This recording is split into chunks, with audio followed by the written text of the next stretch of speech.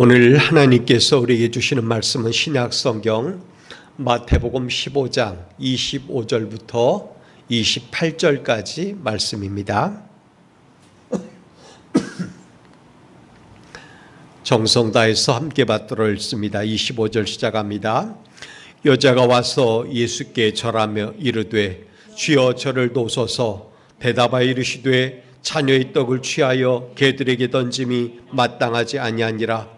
여자가 이르되 주여 옳소이다마는 개들도 제 주인의 상에서 떨어지는 부스러기를 먹나이다 하니, 이에 예수께서 대답하여 이르시되 여자여 내 믿음이 크도다. 내 소원대로 드리라 하시니 그때로부터 그의 딸이 나으니라. 아멘. 우리 하나님의 은혜와 평강이 여러분 가운데 가득하길 원합니다. 오늘 저는 간절함이라고 하는 주제로 여러분과 함께 주님이 주신 말씀을 묵상하며 은혜 받으려고 합니다. 오늘 본문을 보면 아픈 딸을 둔 엄마의 이야기가 나옵니다. 그러니까 자기 자식이 아프니까 얼마나 절박하겠습니까? 그 마음을 가지고 예수님께 나온 것입니다. 그 이야기를 배경으로 해서 오늘 말씀이 이루어집니다. 우리 속담에 보면 고슴도치도 제 새끼가 예쁘다라고 하는 이야기가 있습니다. 사실 그렇죠. 숲속에 고슴도치 가족이 살고 있었습니다.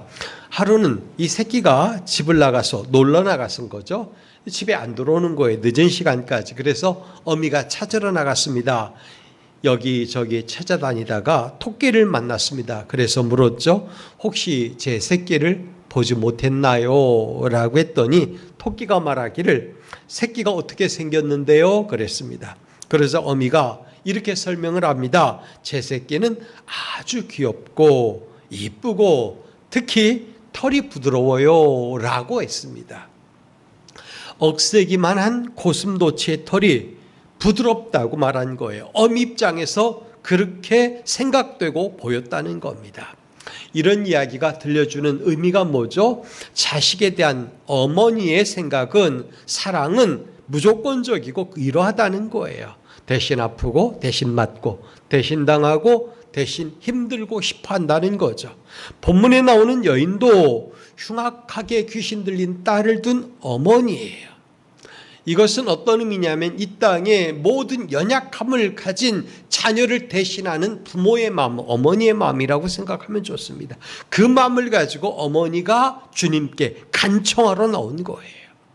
이 딸이 소녀인지 아니면 더 성장했는지, 갓난아기나 또는 유아인지 잘 몰라요. 근데 대체로 보면 이 정도면 어느 정도 크지 않았을까? 그러니까 사회적으로 보면 좀 좋은 시절 보내야 마땅하고, 좀 더 잘하면 시집도 가야 되고, 여러 가지 좋은 여건 속에서 복되게 자라야 되는데, 근데 이 아픈 딸이 그러지 못하니까 어머니는 수도 없이 자책을 했을 겁니다. 내 죄다, 내 허물이다, 이렇게 생각하면서 그런 거죠. 내가 혹시 잘못한 게 있어서 그런 건 아닐까?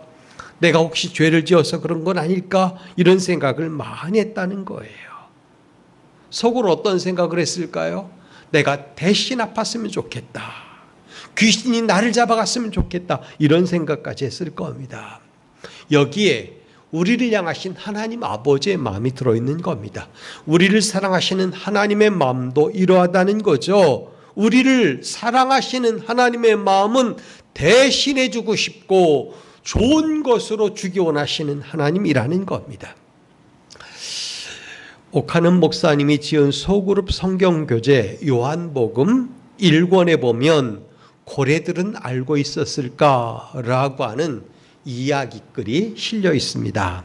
1988년도 겨울에 일어난 사건으로 소개가 됐는데, 남쪽 바다에 살던 고래 2마리가 알래스카로 올라왔다는 거죠. 바다가 육지 안으로 깊이 들어간 만까지 들어간 것입니다. 그 고래는 그곳에서 포식을 하며 지냈습니다. 문제는 이 알래스카에 겨울이 일찍 찾아온다는 겁니다. 물이 얼기 시작하면서 고래가 나갈 길이 그만 막히고 만 거예요. 얼마 후에는 만 전체가 얼어서 고래는 동사할 지경에 이른 것입니다. 이것을 안타깝게 여긴 현지인 몇 사람이 나서기 시작했습니다. 나무 기둥을 가지고 와서 얼음을 깨려고 했는데 역부족이었습니다. 다행히 또 TV 기자가 이 일을 매스컴에 알렸습니다. 그러자 본격적으로 고래 구출 작전이 시작되었습니다. 11톤 트랙터를 이용해서 얼음을 깨는가 하면 헬기로 5톤의 시멘트 덩이를 위에서 떨어뜨려서 얼음을 깨기도 했습니다. 그리고 러시아에서는 쇄빙선을 보내서 도왔습니다. 이렇게 해서 3주 동안이나 온갖 어려움을 무릅쓰고 100km 정도 되는 얼음길을 뚫고서 고래를 무사히 바다로 돌려보냈다는 얘기입니다. 여러분, 이때 고래는 생각이나 했을까요? 자기를 살리려고 이 수많은 사람들이 추위를 무릅쓰고 엄청난 경비를 들이면서 수고했다는 거, 그리고 자기가 며칠만 늦어도 얼어 죽었을 거라는 거, 고래는 생각이 날까요? 약간의 위기감을 본능적으로 느꼈을지는 모르지만 그 많은 사람들의 헌신과 수고를 고래는 끝내 알지 못할 것입니다. 세상이 그러합니다. 엄청난 사랑과 은혜를 입고 배려를 받음에도 불구하고 나는 그런 거 받은 적이 없다라고 생각을 하며 산다는 거예요. 이때 성경은 위대한 진술을 우리에게 들려줍니다. 그게 뭐죠? 로마서 5장 8절 말씀인데, 우리가 아직 죄인 되었을 때 그리스도께서 우리를 위하여 죽으심으로 하나님께서 우리에게 대한 자기의 사랑을 확증하셨느니라, 이렇게 말합니다. 우리가 죄인이었을 때 주께서 우리를 위하여 죽으심으로 하나님께서 우리에 대한 사랑이 어떠한지 나타내 주셨고 그것을 확정해 주셨다는 겁니다. 복음서를 보면 큰 믿음으로 인해서 주님의 칭찬을 받은 사람들이 나옵니다. 기록이 듣는데 그 가운데 하나가 뭐냐면 하인의 병을 고치기 위하여 주님을 찾아온 백부장의 이야기입니다. 그리고 또 하나는 오늘 본문에 나오는 가나안 여인이에요. 칭찬받았어요. 두 사람 모두 주님께 나와 문제 해결의 은혜를 입은 사람들이라는 것입니다. 저는 이쯤에서 이렇게 말씀드리고 싶어요. 여러분, 모든 문제를 가지고 갈 곳은 주님 앞이라는 거예요. 거기 가면 주님은 그 문제를 들으시고 해결해 주신다는 것입니다. 반드시 은혜를 입게 되어 있습니다. 오늘 본문에 나오는 여인은 매우 절박한 소원을 가지고 있었습니다. 흉악한 귀신 들린 자녀를 둔 거에 딸을 두었습니다. 우리는 자녀가 감기만 걸려도 안타깝죠. 그런데 거기다가 귀신 들렸다 이렇게 말하면 이거는 어디 가서 말도 못하고 정말 바싹 마를 정도로 고통스러울 거라는 거예요. 여인의 이런 절박감이 그 문제를 가지고 주님께로 나오게 만들었을 것입니다. 여인의 이 절박한 심정을 주님께서 들으신 거죠. 절박감이 주님의 무시를 견디게 만든 거죠. 오늘 저는 이 본문을 가지고 세 가지 이야기를 나누면서 여러분과 함께 주님이 주시는 은혜를 받으려고 합니다. 그 가운데 하나가 뭐냐면 절박한 사람이 주님께 나온다는 겁니다. 사실 교회 다니는 사람들이 굉장히 많아요. 근데 다급하지 않으면 주님께 나와 기도하지 않아요. 별로. 형식적으로는 해요. 근데 절박하게 더 절실하게 기도하는 사람을 보면 절박한 사람들이에요. 문제에 붙들려 있는 사람이 주님께 나와 기도한다는 겁니다. 목사에게는 늘 따라다니는 고민이 있죠. 뭐죠? 예배에 성령의 기름 부심이 있었으면 좋겠다. 설교의 은혜가 넘쳤으면 좋겠다. 이런 부담감이죠. 어느 목사님은 그래서 예배할 때마다 이벤트를 종종 했대요. 성령 강림 주일을 지킬 때인데 성령 강림 주일을 기념하는 게 뭐죠? 상징하는 게 비둘기 아닙니까? 성령이 비둘기 같이 내렸다라고 하니까 비둘기를 날리는 이벤트를 했대요. 성도들이 볼 수 있도록 목사님께서 사찰 집사님에게 미리 옥탑방에 올라가 있도록 했다는 것입니다. 그리고 목사님이 신호를 딱 주면 비둘기를 풀어놓기로 약속을 한 것입니다. 드디어 기대 가운데 성령 강림 주일 설교가 시작되었습니다. 설교가 익어갈 무렵 목사님이 신호를 딱 줬습니다. 뭐냐면 성령님 오시옵소서라는 거였어요. 근데 비둘기가 작동을 안 하는 거예요. 몇 초가 지나서 옥탑방에서 소리가 들려왔대요. 목사님, 비둘기가 질식해서 죽었어요. 그랬다는 거예요. 오죽하면 이런 이벤트까지 했을까? 라는 거죠. 근데 이건 잘못된 생각이에요. 설교자는 순전히 복음에 입각한 하나님의 말씀만 대언하면 되는 겁니다. 성령의 역사를 일으키는 분도 성령님이시고 은혜를 끼치는 분도 성령님이에요. 목사가 은혜 끼치는 거 아니거든요. 근데 잘 몰라서 그러는 거예요. 우리는 주님이 초청하시는 음성 앞에 항상 있습니다. 마태복음 11장 28절 말씀이 대표적이죠. 뭐라고 합니까? 수고하고 무거운 짐진 자들아 다 내게로 오라. 내가 너희를 쉬게 하리라. 이렇게 말씀하잖아요. 오라고 말씀하세요. 초대해요. 우리는 주님께 나가야 되는 것입니다. 주님은 우리를 부르기 위하여 이 세상에 오셨습니다. 죄와 허물, 인생의 약점을 가진 모든 이들을 부르셨습니다. 그리고 그들이 오면 두 팔벌을 안아주시는 거예요. 우리에게 허물이 좀 많습니까? 우리에게 인생의 약점이 좀 많습니까? 누가 좀 대신 져줬으면 하는 짐이 얼마나 많습니까? 그런 것들이 우리를 덩어리처럼 짓누르고 있습니다. 그런 우리를 주님이 오라고 부르시는 것입니다. 그냥 빈몸으로 오라는 게 아니라 짐까지 갖고 오라는 거예요. 다 맡아주겠다고. 오기만 하면 모든 것을 대신 담당해 주시겠다고 말씀하시는 것입니다. 지금도 주님은 안타까운 마음으로 우리를 부르셔요. 찬송가 531장 가사 떠올려 보세요. 자비한 주께서 부르시네. 사랑의 햇빛을 왜 안 받고 점점 더 멀리 가나. 지금 오라고 그러잖아요. 그럼에도 사람들은 주님의 부르심에 잘 응답하지 않아요. 주님의 그 뜨거운 사랑을 외면해요. 사도 요한은 이런 사실에 대해서 말하기를 세상이 그를 알지 못하였고 자기 땅에 오매 자기 백성이 영접하지 아니하였다라고 기록합니다. 그러나 부르심에 순종하여 주 앞에 나가는 자마다 인생의 문제는 해결받고 구원의 은총은 선물로 받았습니다. 어디 그뿐입니까? 삶의 질이 변화되고 행복이 충만해지고 그리고 은혜가 넘치는 삶을 살게 되었습니다. 슬픔 대신에 기쁨, 죄 대신 화관, 이런 것들을 받아쓰게 된 거예요. 저는 이 시간도 여러분에게 이와 같은 은혜가 가득 부어지기를 원합니다. 왜? 우리도 주님 앞에 나왔으니까. 절박한 마음을 가지고 나온 거예요. 주님은 우리를 구원하시기 위하여 조금도 부족하지 않은 은혜와 사랑을 예배해 놓고 계신 분이에요. 모든 문제를 해결할 능력이 그분에게 있다는 것입니다. 우리는 그런 주님에게 그런 것이 있다는 믿음을 가지고 주님 앞에 나오는 것입니다. 그래서 큰 은혜를 덧입는 거예요. 절박한 사람이 주님께 나옵니다. 두 번째 이야기를 해야죠. 절박한 사람이 간구합니다. 소리 지르는 거예요. 열심히 기도하는 것입니다. 어떤 남자가 열심히 기도하자 천사가 나타났답니다. 너무 간절해 보여서 천사가 남자에게 물었습니다. 당신 마음의 소원이 무엇입니까? 그랬더니 이 남자가 기쁜 마음으로 자기 소원을 말합니다. 네, 전원주택도 한 채 주시고 100억 원이 들어있는 통장도 하나 주시고 또 예쁜 여자와 결혼하게 해주세요. 그래서 메모를 듣던 천사가 말합니다. 설문에 응해 주셔서 감사합니다. 이 설문지를 돌렸다는 거예요. 응답해 주는 게 아니에요. 사람들이 도대체 뭘 원하는가? 여러분, 우리의 소원이 뭘까요?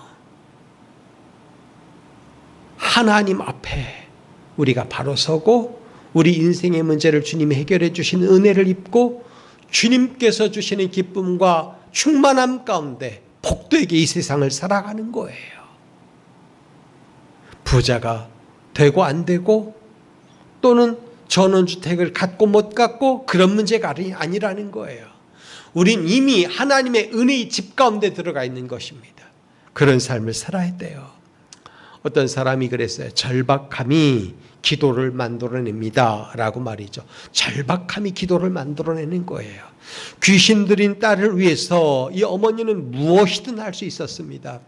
아니, 어떤 사람 앞에 무릎 꿇으라면 그것도 했을 것이고 기어가라면 그것도 했을 거예요. 소원만 이루어진다면, 그 절박한 소원만 누가 들어준다면 무엇이라도 했을 거라는 거예요. 해결되면 좋고 안 되면 어쩔 수 없고 그런 것이 아니라는 거죠. 꼭 해결되어야만 하는 그런 소원, 절박한 소원이었기 때문에 그렇다는 거죠. 전 이 여인에게서 우리의 모습이 투영이 돼야 된다고 생각을 합니다. 우리에게도 이런 절박함의 문제가 늘 있습니다. 주님께서는 이런 문제를 가진 사람에게 권면을 했습니다. 불의한 재판관일지라도 간청하는 간구를 외면하지 않는다. 들어줄 것이다. 이렇게 말을 했어요. 불의한 자도 자꾸만 가서 구하면 들어준다는 거예요. 그러니 우리는 절박함의 문제를 가지고 주님 앞에 나오면 우리 아버지 되시는 하나님이 들어주신다는 거예요. 무엇보다 주님은 우리의 간절한 소원을 들어주기 위하여 지금도 기다리고 계시다는 겁니다. 누가복음 18장 8절 말씀을 보면 내가 너에게 이르노니 속히 그 원한을 풀어주시리라. 그러나 인자가 올 때 세상에서 믿음을 보겠느냐 하시니라. 이렇게 말을 했어요. 우리에게 믿음이 있다면 주님이 풀어주시는 그런 것을 기대하며 주님 앞에 나갈 거라는 거예요. 이 말씀 속에는 두 가지 이야기가 들어있는 거예요. 간절한 소원을 들어주신다는 약속과 함께 말세에는 간구하는 자가 점점 끊어지고 있다는 거예요. 찾기 어렵다는 거죠. 여러분, 성도에게 요구되는 게 뭐냐면 간절한 간구예요. 간절한 소원이 있어야 되며 그 소원을 주님께 아뢰는 사람이 되어야 되는 겁니다. 절박한 사람이 간구합니다. 오늘 본문에 나오는 가나안 여인은 내 딸이 흉악히 귀신 들렸나이다 라고 소리를 질렀다고 말을 했습니다. 여러분, 절박함이 기도를 만들어낸다는 사실을 평생 놓치지 않길 바랍니다. 살면서 경험하는 절박함의 문제를 가지고 주님 앞에 나와야 돼요. 포장하면 안 돼요. 있는 그대로 주님 앞에 아릴 때 응답의 은총이 우리에게 임하는 것입니다. 우리의 사정과 처지를 주님께서는 우리보다 더 정확하게 하셔요. 성숙한 신앙을 가졌다는 말은 인생의 문제를 주님께 맡기고 산다는 거예요. 맡기고 산다. 기대어 산다. 라는 거죠. 왜 일마다 시마다 염려가 생길까요? 맡기지 못해서요. 내가 끌어안기 때문에 그런 거예요. 왜 신뢰하지 못합니까? 아직도 나를 믿고 살기 때문에 그런 거예요. 여러분, 결국은 나를 믿고 사는 것은 성령 충만하지 못함과 직결되는 것입니다. 우리가 성령 앞에 충만해진 삶을 살면 반드시 내 자신보다 하나님 의지하고 살게 되는 것입니다. 성령 충만하지 못하면 입술로는 기도로는 염려를 맡긴다고 하는데 문제 앞에 서면 또다시 염려로 충만해지고 마는 거예요. 이 시간 우리 자신을 들여다봅시다. 나는 맡기고 사는가 아니면 염려하며 사는가? 염려하며 사는 사람은 맡기지 못하는 거예요. 내어 맡김 매우 중요한 겁니다. 성령 충만하여 잘 내어 맡기는 주의 자녀들이 되길 주님의 이름으로 부탁드립니다. 성도 여러분, 문제가 있어도 염려가 안 되는 삶을 살기를 바랍니다. 내어 맡기면 그 일이 가능해지는 거예요. 마지막 세 번째, 절박한 사람이 시험을 견딥니다. 우리는 인생의 어려운 순간마다 주님께 부르짖고 나가야 합니다. 주께서는 우리의 부르짖음을 결코 외면하지 않으세요. 구원을 요청하는 간절한 호소를 흘려듣지 않으신다는 거예요. 성도 여러분, 오직 주님만이 우리의 구원 요청을 들어주실 수 있는 분입니다. 다른 데 가면 안 돼요. 다른 데는 들어주질 않아요. 거절해요. 우리는 모두 주님으로부터 구원받아야 마땅한 존재들입니다. 우리의 힘으로 안 되는 인생의 문제를 가지고 주님 앞에 나가 간절히 간구할 때 주께서 그걸 해결해 주신다는 것입니다.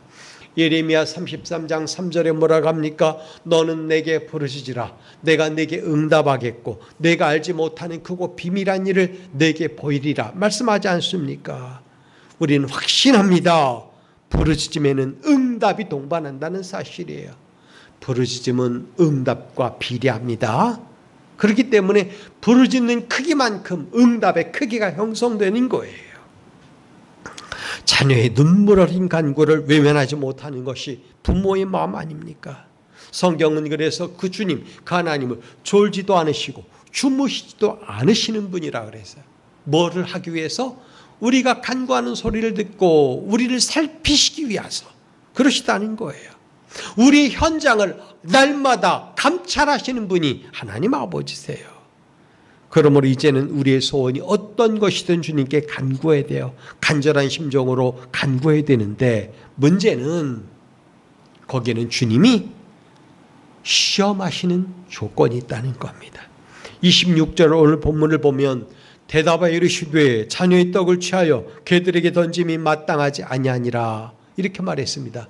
이 자녀의 떡이 응답이라는 건 우리가 알 거예요. 우리의 문제를 해결해 주는 것, 지금 내게 필요한 것, 자녀의 떡이라는 것입니다. 주님은 이 여인을 개들에게 던짐이 마땅하지 않다라고 하면서 우리가 필요로 하는 것을 자녀는 받을 수 있지만 개들은 받을 수 없다라고 말을 하는 거예요. 개 취급했다고 말하죠. 하지만 이 여인은 딸을 고치기 위하여 그런 비난도 그런 처분도 감수했습니다. 여러분, 주님이 개념이 없어서 그렇게 말씀하셨을까요? 주님이 박절하신 분이라서 그렇게 말씀하셨을까요? 주님이 굉장히 나쁜 분이라서 그렇게 말씀하셨을까 하는 거예요. 주님은 성격이 모나신 분도 아니고 남을 상처 주는 분도 아니에요. 오히려 주님은 값살지언정 해치지 않으시고 주님은 주실지언정 빼앗지 않는 분이라고 성경은 얘기했습니다. 그러니 이 문장을 보여지는 그대로 보면 안 돼요. 거기서 우리가 주님이 이렇게 말씀하신 이유를 발견해야 되는데 그게 뭐냐? 주님은 이 여인을 지금 혹독하게 시험하고 계시다 이거예요. 혹독하게 시험하고 계시는 겁니다. 내가 다른 어떤 은혜를 구하지 않겠느냐? 내가 주는 것 아니면 안 되는 줄 너는 아느냐? 라는 것일 수도 있고, 내가 내 자녀라고 하는 믿음을 가져라 라고 하는 것일 수도 있겠죠. 근데 이 여인이 이 시험을 통과한 거예요. 27절에 뭐라고 합니까? 주여 옳습니다. 그러나 개들도 제 주인의 상에서 떨어지기는 부스러기를 먹나이다. 저는 다른 은혜 구하지 않겠습니다. 부스러기라도 좋으니 주님이 주시는 건 먹겠습니다. 주님이 주시는 은혜로 내 자녀가 치료받기를 원합니다. 그거예요. 이 엄청난 신앙 고백, 놀라운 믿음,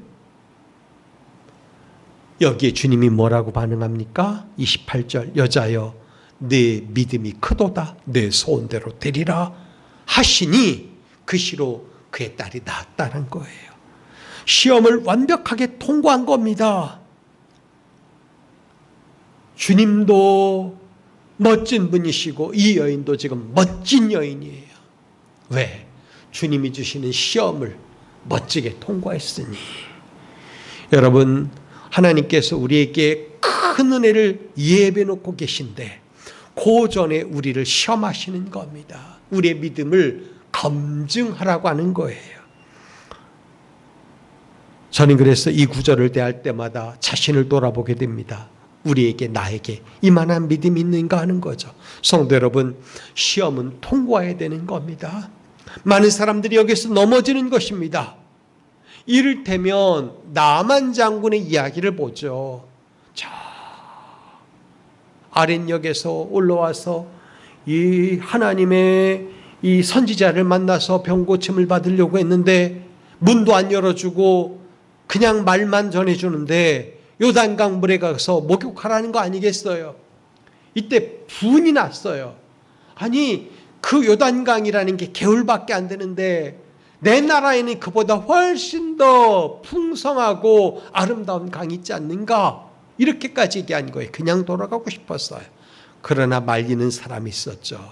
그 말리는 사람을 이야기를 듣고 순종했을 때, 시험을 이겼을 때 치료 역사가 일어났던 겁니다. 성도 여러분, 우리에게도 시험을 통과해야 되는 아주 소중한 의미가 있습니다. 전 여러분들이 이 시험에 넘어지지 않기를 바랍니다. 세상은 우리를 미혹해서 속이려 듭니다. 까짓 거 의지하지 마. 그거 아니면 내가 못 살겠니? 그러는 거겠죠. 아니면 어쩔 수 없지라고 체념하게 만들겠죠. 그러나 우리는 그렇게 하면 안 돼요. 절박한 사람은 시험을 견뎌요. 오늘 혹시 우리 인생 가운데 펼쳐지는 시험이라면 주님께서 나를 더 멋지게, 풍성하게, 건강하게, 행복하게 만들어 주시려고 하는 것이다. 믿음을 가지고 그 시험을 견디는 주의 자녀들이 되기를 바랍니다. 인생의 풍랑을 누가 잠잠하게 할 수 있을까요? 뒤엉킨 삶은 누가 풀어주실 수 있을까요? 오직 성령 하나님께서 우리 인생의 문제에 개입하셔서 감동하시고 교통하실 때 우리의 모든 문제가 풀어질 겁니다. 그래서 간절할 때, 절박할 때 하나님 앞에 나와 기도하고 시험도 견디고 해서 응답의 역사를 이루어서 하는 저와 여러분이 되면 얼마나 좋겠습니까? 오늘도 주의 은혜가 여러분 가운데 가득 부어지기를 주님의 이름으로 축복합니다. 기도하겠습니다. 거룩하신 하나님, 우리에게 복된 믿음을 주사 우리의 소원을 아뢰 수 있게 하시니 감사합니다. 절박한 마음으로 주님의 응답을 기대하게 하시고 큰 믿음을 가지고 문제 해결을 받게 하옵소서. 예수 그리스도 이름으로 기도하옵나이다. 아멘.